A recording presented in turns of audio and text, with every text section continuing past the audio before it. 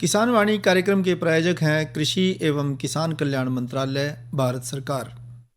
हर जोखिम से निकल कर फसल आए, सुरक्षित हो जाए। फसल बीमा से हर किसान अब आत्मनिर्भर हो जाए। संकट के समय प्रधानमंत्री फसल बीमा योजना किसानों के लिए वरदान है।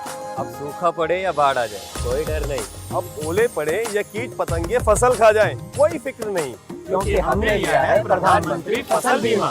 बुआई से फसल कटाई तक हर जोखिम का दावा, न्यूनतम प्रीमियम पर अधिकतम भुगतान का वादा। योजना से हर साल जुड़ रहे हैं 5 करोड़ से ज्यादा किसान। अब आपकी है बारी। नजदीकी कृषि कार्यालय, सहकारी समिति, बैंक शाखा, अधिकृत बीमा कंपनी या जन सेवा केंद्र में स्वेच्छा से करा सकते हैं पंजीकरण। फसल बीमा पोर्टल या फसल बीमा ऐप द्वारा भी कराया जा सकता है पंजीकरण। प्रधानमंत्री फसल बीमा योजना, आपकी फसलों का संपूर्ण सुरक्षा कवच। कृषि एवं किसान कल्याण मंत्रालय, भारत सरकार। किसान वाणी कार्यक्रम सुनने वाले सब बाण भाइयों ने धर्मवीर भाई की राम राम। भाइयों, आज के किसान वाणी कार्यक्रम में जो विषय लेकर के हम आपकी सेवा में हाजिर हुए हैं वो है बेल वाली सब्जियों के बारे में, कि किसान भाइयों ने बहुत सारी बेल वाली सब्जियां अपने खेतों में लगाई हुई हैं, तो उनकी देखभाल ऐसे मौके पर किस तरीके से होनी चाहिए, इस बारे में हमने बातचीत करी डॉक्टर योगेंद्र पुनिया से, जो कि सहायक परियोजना अधिकारी के पद से सेवानिवृत्त हैं उद्यान विभाग हरियाणा से। तो ये बातचीत हम आपको कार्यक्रम में सबसे पहले सुनवा रहे हैं, आइए सुनते हैं। बेल वाली सब्जियों की देखभाल, इस विषय पे आज हमने बातचीत के लिए आमंत्रित किया है डॉक्टर योगेंद्र पुनिया को। आप सेवानिवृत्त सहायक परियोजना अधिकारी उद्यान विभाग हरियाणा हैं। डॉक्टर साहब, आपका कार्यक्रम में स्वागत है। धन्यवाद। डॉक्टर साहब, हम आपसे जानकारी लेना जो चाह रहे हैं वो ये कि खेतों में जो किसान भाई हैं उन्होंने बेल वाली काफी सब्जियां इस वक्त में खरीफ में लगा रखी हैं। तो पहले तो हम यही जानकारी लेना चाहेंगे डॉक्टर साहब आपसे कि वो कौन कौन सी बेल वाली सब्जियां हैं जो इस वक्त किसान भाइयों ने खेतों में लगा रखी हैं। बेल वाली सब्जियों में खरबूजा और तरबूज, ये दोनों फसलें लगभग अपना कार्यक्रम पूरा कर चुकी हैं। जो फल इनकी बेलों पर इस टाइम लगे हुए हैं उनको तैयार होने के बाद तुड़ाई करके किसान भाई बाजार भेजे जी। दूसरी ककड़ी की फसल भी लगभग समाप्त होने पर है इस टाइम जी। और जो अपनी करेला है, टिंडा है, कद्दू पेठा है, घिया है, वे अभी लगातार फल दे रही हैं जी। उनके भी जो फल तैयार हैं उनको किसान भाई सुबह के टाइम या शाम के टाइम तुड़ाई करके मंडी ले जा सकते हैं। और अगर कोई कीड़ा बीमारी है तो उसका समय पर निदान करते रहें, जिससे कि अच्छी पैदावार मिलती रहे। जी डॉक्टर साहब। तो डॉक्टर साहब, अब बात आती है कि आपने बताया कि इस वक्त किसान भाइयों ने खेत में तरबूजा है, खरबूजा है, तोरी है, घिया है, ककड़ी है, पेठा है, ये इस तरह की बेल वाली सब्जियां खेतों में खड़ी हैं और किसान भाइयों को इन बेल वाली सब्जियों की देखभाल करने की जरूरत है। जी। आपने ये भी बताया कि अगर कुछ फसलें तो ऐसी हैं जो कि खेत में तैयार खड़ी हैं और उनको समय समय पे जैसे जैसे वो पकती हैं उनको तोड़ तोड़ के और मंडी में भेजना है। और दूसरा आपने बताया डॉक्टर साहब कि भाई कुछ बेल वाली फसलें ऐसी हैं कि अगर उन पे कोई कीट का प्रकोप होता है या कोई बीमारी का प्रकोप होता है तो फिर उन पे दवाइयों का इस्तेमाल भी किसान भाई को समय समय पे करना पड़ेगा। तो हम ये आपसे जानना चाहेंगे डॉक्टर साहब कि भाई इस वक्त जो फसलें खेत में खड़ी हैं और जिन पे बीमारी का आक्रमण, तो देखो डॉक्टर साहब किसी भी फसल पे हो सकता है, बेल वाली पे। हाँ जी, ऐसा है। जो लालडी की अवस्था है वो तो करीब करीब निकल चुकी है। वो तो जब बेल चलने से पहले ही इस कीड़े का अटैक होता है जी। इस टाइम लालडी का तो अटैक होगा नहीं। दूसरी जैसा तेला है, चेप्पा है, माइट है, अगर इनका कहीं नजर आए प्रकोप, तो किसान भाइयों ने 250 मिलीलीटर मेलाथियान 200-250 लीटर पानी के साथ मिलाकर 15 दिन के अंतराल पर छिड़काव करते रहे। जी डॉक्टर साहब। उससे ये बीमारी खत्म हो जाती है। जी जी। एक बात और डॉक्टर, हम आपसे ये भी जानकारी चाहेंगे कि जैसे आपने कीट के बारे में बताया कि भाई ये 250 मिलीलीटर मेलाथियान दवाई लेकर के और 200-250 लीटर पानी में घोल बना करके प्रति एकड़ फसल पे इसका छिड़काव कर दें। जी। तो इसी संदर्भ में एक सवाल मन में ये आता है कि किसान भाई बीमारी को या कीट को किस तरीके से पहचाने कि भाई ये कीट या ये बीमारी खेत में आ गई है और फिर दवाई का इस्तेमाल करे। तो कुछ इसके लक्षण के बारे में बताओगे डॉक्टर साहब? हाँ जी, जिस फसल पर तेला चेपा या माइट का असर होएगा तो ये पत्ते का रस चूस लेते हैं और पत्ते का रस चूसने से फसल को नुकसान होता है। उससे जो स्वस्थ पत्तियां हैं उनमें और बीमारीग्रस्त पत्तियों में किसान भाइयों को देखने से असर साफ नजर आता है। जी। वो पत्तियां कमजोर पड़ जाती हैं जिन पर तेला चेपा या माइट का असर होता है। जी। इससे पैदावार भी घट जाती है।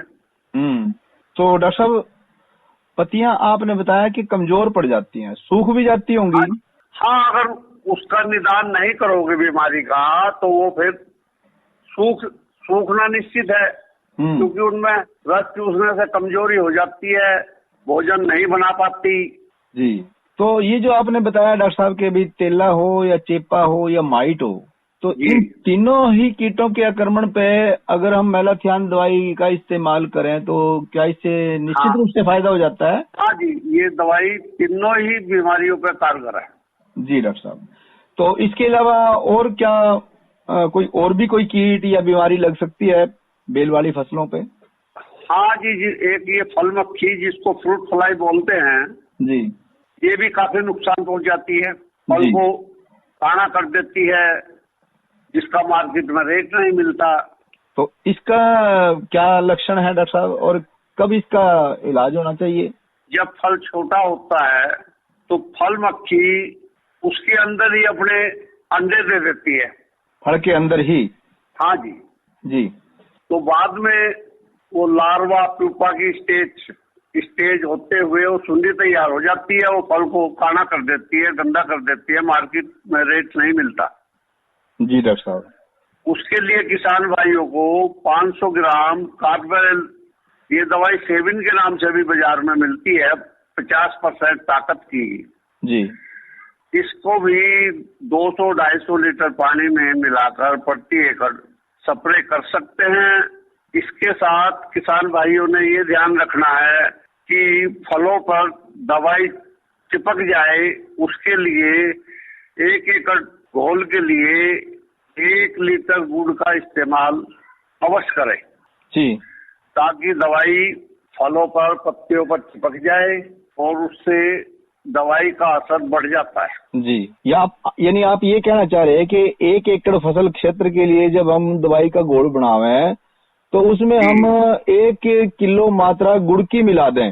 हाँ, 1 किलो गुड़ का घोल बना ले अलग से पानी में जी, और उसको 200-250 लीटर पानी में जो हमने स्प्रे में इस्तेमाल करना है उसमें मिक्स कर ले, उसमें मिला लें। हाँ जी। तो उससे जो दवाई है वो पत्तों पे अच्छे तरीके से या फूलों पे अच्छे तरीके से चिपक जाएगी और हाँ वो दवाई का पूरा असर रहेगा। हाँ, दवाई की गुणवत्ता बढ़ जाती है। दवाई की गुणवत्ता बढ़ जाती है, उसकी कार्यशीलता बढ़ जाती है। हाँ जी। तो और इसके अलावा डॉक्टर साहब और क्या देखभाल होनी चाहिए इन दिनों में बेल वाली सब्जियों की? इन दिनों में कहीं कहीं पाउडरी मिल्डी का भी प्रकोप हो जाता है जी, उससे भी बेल वाली सब्जियों को बहुत नुकसान होता है। तो इसके क्या लक्षण है डॉक्टर साहब पाउडरी मिल्ड्यू के? इस पे ऐसा है, पत्तियों पे सफेद अत्ते जैसा पाउडर नजर आने लगता है। अच्छा जी। अगर किसी भी बेल वाली सब्जी पे किसी खेत में पत्तों पर अत्ते जैसा नजर आए तो किसान भाइयों ने समझना चाहिए कि ये चूर्णी रोग है, पाउडरी मिल्ड्यू है जी, इसको चिट्टा रोग भी कहते हैं जी। इसकी रोकथाम के लिए हरियाणा कृषि विश्वविद्यालय द्वारा 8 से 10 किलो प्रति एकड़ गंधक धूड़ा सुबह या शाम के समय प्रति एकड़ की दर से किसान भाई कर सकते हैं। यानी कि ये जो धूड़ा है गंधक का, हाँ जी, हाँ जी। इसका अगर हम गंधक का धूड़ा फसल पे करें तो इससे निश्चित रूप से इस बीमारी से फायदा मिलेगा। जी डॉक्टर साहब, तो इसमें भी कोई जैसे छिड़काव बुरकाव जैसे हम करेंगे तो इसमें भी कोई अलग से सावधानी रखने लायक बात है डॉक्टर साहब कि भी क्या सावधानी होनी चाहिए? क्योंकि आजकल आपको तो पता ही है कि ये का भी महा बीमारी का भी समय चल रहा है, तो काम तो सारे करने हैं पर कोई हिफाजत वगैरह इसमें कैसे हिफाजत बरतें डॉक्टर साहब? ये भी तो एक हिफाजत की ही बात है ना। जी जी जी। तो ऐसे में कोरोना से भी तो किसान भाइयों को अपना भी तो बचाव करना जरूरी है ना डॉक्टर साहब? वो तो सबसे पहले है जी, अपना बचाव तो फसल से भी पहले करना है किसान भाइयों ने। हाँ, तो उसके बारे में भी डॉक्टर साहब कुछ आप बताएं कि भाई ये जो बेल वाली फसलों की जो देखभाल करनी है वो देखभाल करते हुए अपनी भी देखभाल किस तरह से करनी है, उस बारे में भी थोड़ा आप प्रकाश डालें डॉक्टर साहब। किसान भाइयों ने खेत में जब भी जाएं, किसी भी तरह का काम हो तो वो अपने सिर पर कोई कपड़ा बांध लें और उसी कपड़े से चढ़ने वगैरह से अपने मुंह को ढककर रखें जी। अगर कोई ऐसा कपड़ा नहीं है तो फिर मास्क हमेशा अपने साथ रखें और उसको सभी कृषि क्रियाएं करते समय मुंह पर अच्छी तरह से नाक और मुंह को ढककर रखें जी। उससे जो हम दवाई का इस्तेमाल कर रहे हैं उससे भी किसान भाई का बचाव होगा और कोरोना से भी बचाव होगा। जी डॉक्टर साहब। और जैसा कि कोई भी दवाई स्प्रे करें उसके बाद में हाथों को अच्छी तरह साबुन से साफ करें। बीड़ी सिगरेट पीने से पहले या चाय पानी पीने से पहले हाथों को 2-3 बार अच्छी तरह साबुन से साफ करना जरूरी है। जी जी। तो और इसके अलावा डॉक्टर साहब कुछ और बात आप बताना चाहते हो जो कि हमारी बातचीत में अभी तक शामिल नहीं हुई हो और वो बात किसान भाइयों के लिए जरूरी हो, तो ऐसी कोई बात रह गई है तो आप डॉक्टर साहब वो भी जरूर किसान भाइयों को संदेश दें। ऐसा है सैनी साहब, इन बीमारियों के साथ साथ कई बार दूसरी बीमारियां पत्तों पर जैसे डाउनी मिल्ड्यू है, ये भी बेल वाली फसलों को काफी नुकसान करती है। इससे भी बेल टाइम से पहले ही नष्ट हो जाती है और इसका इलाज बहुत ही साधारण सा है, किसान भाई सभी जानते हैं। वो अक्सर हर एक किसान भाई प्रयोग करता है। एक दवाई एंडोफिल M45 के नाम से बाजार में मिलती है जी। इस दवाई का 2 ग्राम दवाई प्रति लीटर पानी में घोल बनाकर हम अपनी बेल वाली सब्जियों पर डाउनी मिल्ड्यू के अगेंस्ट स्प्रे कर सकते हैं जी। इससे सभी प्रकार की बेल वाली सब्जियों का बचाव हो जाता है। और कई बार एक बीमारी फसलों की जड़ों में नुकसान करती है जिसको हम लट गर्भ के नाम से जानते हैं जी। वैसे तो इस टाइम उसका प्रकोप का टाइम निकल चुका है। वो ज्यादातर जब फसल बिजाई की जाती है और बेल चलनी शुरू होती है तभी ज्यादा नुकसान करती है। उसके लिए किसान भाइयों के लिए हरियाणा कृषि विश्वविद्यालय द्वारा क्लोरोपाइरीफॉस दवाई 1.5 लीटर प्रति एकड़ के हिसाब से सिंचाई के समय प्रयोग में किसान भाई ला सकते हैं। उससे जड़ की लत गर्भ वाली बीमारी खत्म हो जाती है। जी डॉक्टर साहब। तो डॉक्टर साहब आपने बेल वाली सब्जियों की देखभाल के बारे में विस्तार से सारी बातें समझाई। किसान भाई इन बातों से जरूर फायदा उठाएंगे ऐसी हमने उम्मीद है। आपने हमारे से बातचीत करी, इस सब बातचीत के लिए आपका बहुत बहुत धन्यवाद। तो ये थे डॉक्टर जोगेंद्र पुनिया। और भाइयों अब करेंगे मनोरंजन, लेकिन मनोरंजन से पहले आपको मौसम के बारे में ज़रूर जानकारी देना चाहेंगे कि जो मौसम है वो एकदम से पलटी मार रहा है। और आज जो अधिकतम तापमान था वो 42 डिग्री सेल्सियस रहा और न्यूनतम तापमान 25 डिग्री सेल्सियस रहा। अचानक मौसम में आए बदलाव से कल जो उम्मीद करी जा रही है वो तापमान में गिरावट की उम्मीद करी जा रही है कि कल का जो अधिकतम तापमान 33 डिग्री सेल्सियस रहने की संभावना है और न्यूनतम तापमान 25 डिग्री सेल्सियस रहने की संभावना है। तो कहीं कहीं गरज के साथ छिंटे या तेज़ हवाएं चलने की भी संभावना है। कल के किसान वाणी कार्यक्रम के बारे में अगर हम जिक्र करें तो हम कल किसान वाणी कार्यक्रम में 2 विषय लेकर के हाजिर होंगे आपकी सेवा में। पहला विषय रहेगा करेले की उन्नत काश्त और दूसरा विषय रहेगा खरीफ फसलों में उर्वरकों का उचित प्रबंधन कैसे हो। तो इन दोनों विषयों पे हम कल आपके साथ विचार साझा करेंगे। और अब आइए आपको सुनवाते हैं ये रागनी, जिसको हमने लिया है किस्सा महाभारत से। आवाज़ है गुलाब सिंह खंडेलवाल और उनके साथियों की।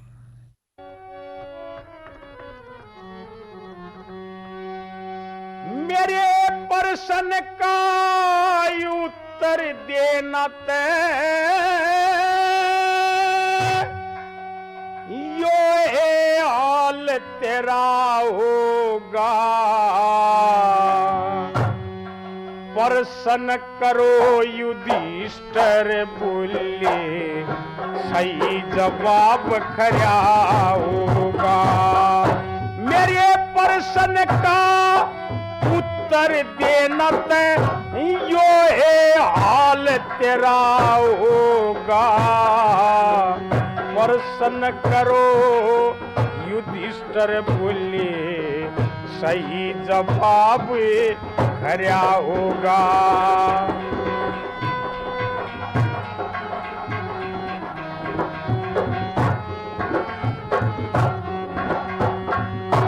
इस पृथ्वी से बारी क्या बोला जननी माता कहते हैं। आकाश ते ऊंचा कौन बताए के पिता का नाता कहते हैं। तेज पवन से कौन चले एक मन चला जाता कहते हैं। घास ते ज्यादा फैल सके चिंता का खाता कहते हैं। निंद्रा में खुले आँख मीन की ना उत्तर गलत मेरा होगा। प्रश्न करो युधिष्ठिर बोले सही जवाब खरा होगा।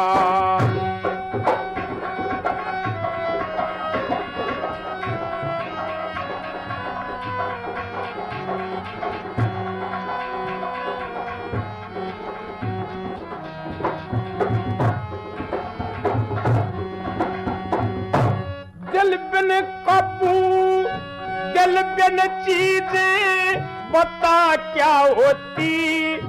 दिल बिन पत्थर होया करे साथी कोने मुसाफिर का जो साथ मुसाफिर होया करे।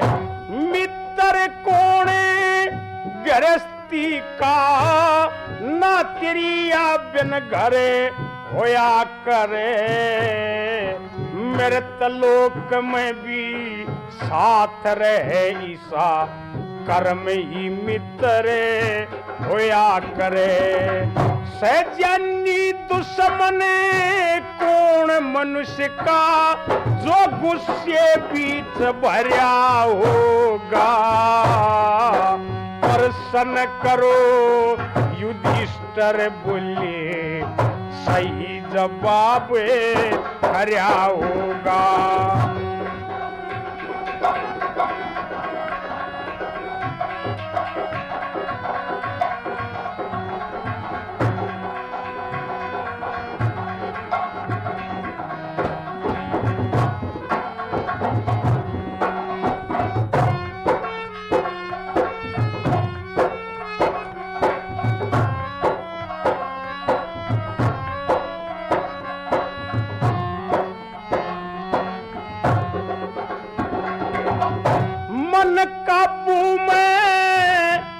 रहता जब दृढ़ ज्ञान का फंदा हो। बता दोस्ती किसकी अच्छी नेक चलन जो बंदा हो, मित्रता हो भंग कहाँ जित विषय वासना का धंधा हो, परलोक में शत्रु कौन बता जब कर्म मनुष्य का गंदा हो, किसका फल मिलता बंदे ने, किसका फल मिलता बंदे ने जैसा कर्म करया होगा, प्रसन्न करो युधिष्ठिर बोले सही जवाब खरा होगा।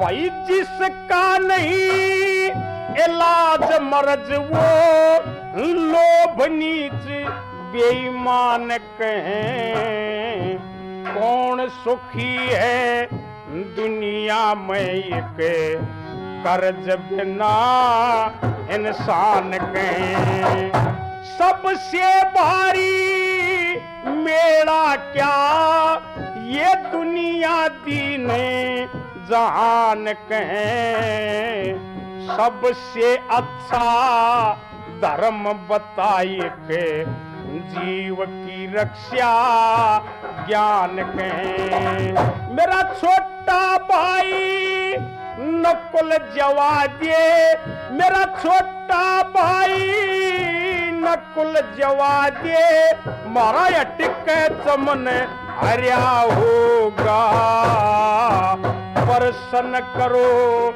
युधिष्ठिर बोले सही जवाब खरा होगा।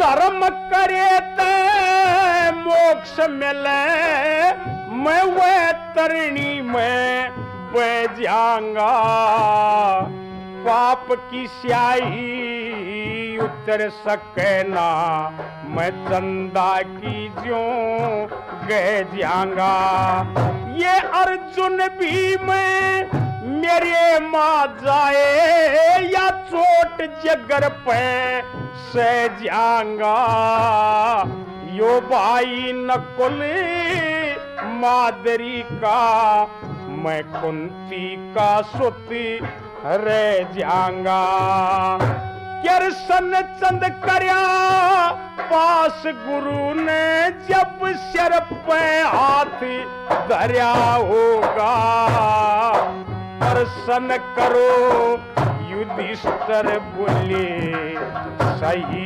जवाब खरा होगा, प्रसन्न करो युधिष्ठिर बोले सही जवाब खरा होगा।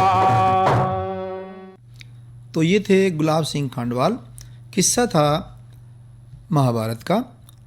आइए भाइयों थोड़ी सी चर्चा कर लें धान की फसल के बारे में कि धान में जड़ गांठ सूत्रकृमि क्या है और इसकी जो समस्या है इसका समाधान किस तरीके से हो। हम सीधी बात करेंगे रोकथाम के बारे में कि इस सूत्रकृमि की रोकथाम जो है वो कई तरीके से हम कर सकें। जैसे गर्मी के महीनों में सूत्रकृमि से ग्रस्त जो खेत हैं उसमें 10-12 दिन के अंतर पर गहरी गहरी जुताई कर दें तो सूर्य की गर्मी से सूत्रकृमि नष्ट हो सकते हैं। फिर मई के महीने में नर्सरी सैया वाले स्थान को पॉलीथीन से 25 दिन तक 20-25 दिन तक अगर सील कर दें तो भूमि का तापमान बढ़ने से सूत्रकृमियों की जो आरंभिक अवस्था में ही काफ़ी कमी कर सकें। और रुपाई से पहले हमने सुनिश्चित कर लेना चाहिए कि पनीरी जो है वो गांठ से रहित हो, स्वस्थ हो। और गांठ युक्त जो पनीरी की जड़ें हैं चलते पानी में नहीं धोनी चाहिए जिसमें ये गांठ हो, नहीं तो पानी के बहाव के साथ ये जो सूत्रकृमि है ये जहाँ जो स्वस्थ भी खेत है वहाँ भी फैल जाएगा। और धान की रुपाई के बाद हमने कोशिश ये करनी चाहिए कि खेत में 40-45 दिन तक खेत में पानी को खड़ा रखें, तो इस सूत्रकृमि के द्वारा फसल को होने वाले नुकसान को काफ़ी हद तक हम कम कर सकते हैं। और सूत्रकृमि जो है इससे ग्रस्त खेतों का जो पानी है वो स्वस्थ खेतों में बिल्कुल भी ना जान दें, क्योंकि सूत्रकृमि फिर इसी तरीके से फैलता भी है। और धान के जो गैर परंपरागत जो क्षेत्र हैं उनमें धान की बजाय दूसरी फसल ले लें तो इससे भी सूत्रकृमि जो है फैलने पे रोक लगती है। और रबी और खरीफ के मौसम में खरपतवारों पर नियंत्रण रखने से इस सूत्रकृमि का फैलाव भी अपने आप कम हो जाता है। इन खरपतवारों में मुख्य रूप से आपको पता है कि रबी में मंडूसी है, मोथा है, सामक है, बरटा है, इस तरह के जो ये खरपतवार है इन पे हमने काबू रखना पड़ेगा। और भाइयों रबी मौसम में ऐसे क्षेत्रों में जहाँ सूत्रकृमि का प्रकोप हो रहा हो तो गेहूं की बजाय हम दूसरी फसलें ले सकें। तो ये कुछ ऐसे उपाय हैं कि जिनको अपना करके हम सूत्रकृमि की जो समस्या है कि धान में कि जो जड़ के अंदर गांठ की जो समस्या है, गांठ वाले सूत्रकृमि की, उससे हम काफ़ी हद तक हम इस सूत्रकृमि को काबू कर सकें। अरे अरे अरे क्या कर रहा है? इधर इधर इधर हम बोल रहे हैं तेरे बीजू का। पुतला बोल रहा है? हाँ, पक्षियों से तो हम खेत को बचा लेते हैं, पर इन घातक रसायनों से कैसे बचाएं? मतलब? देख बेटा, तू जो ये अंधाधुंध रसायन मिलाता है ना, मिट्टी की सेहत बिगड़ने लगी है। और जब माटी ही कमजोर पड़ जाएगी तो उपज कैसे सेहतमंद होगी? अरे पहले ऐसा नहीं था। पूछना अपने बड़े बुजुर्गों से, कैसे फसल लहलहाती थी, शुद्धता झलकती थी। हाँ, माटी भी तंदुरुस्त और लोग भी। अरे पहली वाली बात कहाँ? पर अब तो सब यही डाले हैं। सब नहीं, आज भी लाखों जागरूक किसान परंपरागत विधि से फसल उगा रहे हैं। खर्चा कम और उपज की कीमत भी बेहतर पा रहे हैं। सच है? रे बेटे एक्सपीरियंस से बता रहे हैं, धूप में बाल सफेद नहीं किए हैं। हाँ। ठीक है भाई, मैं भी आज से जैविक खेती शुरू करूंगा। माटी से प्रेम की परंपरा है, परंपरागत खेती। तो ये था हमारा आज का किसान वाणी कार्यक्रम का अंक। आप अपने विचार हमारे साथ साझा कर सकते हैं, आप सुझाव भी दे सकते हैं इस कार्यक्रम के बारे में। कोई नई चीज़ के तकनीक के बारे में आप जानकारी चाहते हैं तो उस तकनीक को भी जानने के लिए आप हमें खत लिख सकते हैं। हमारा पता है कार्यक्रम पत्रोत्तर, द्वारा केंद्र निदेशक, आकाशवाणी कुरुक्षेत्र। आपके लिखे खतों को हम शामिल करते हैं कार्यक्रम ग्राम संसार में मंगलवार के दिन किसान वाणी कार्यक्रम के तुरंत बाद। तो अब धर्मवीर भाई ने दो इजाज़त। अच्छा भाइयों, राम राम। इस कार्यक्रम के प्रायोजक थे कृषि एवं किसान कल्याण मंत्रालय, भारत सरकार।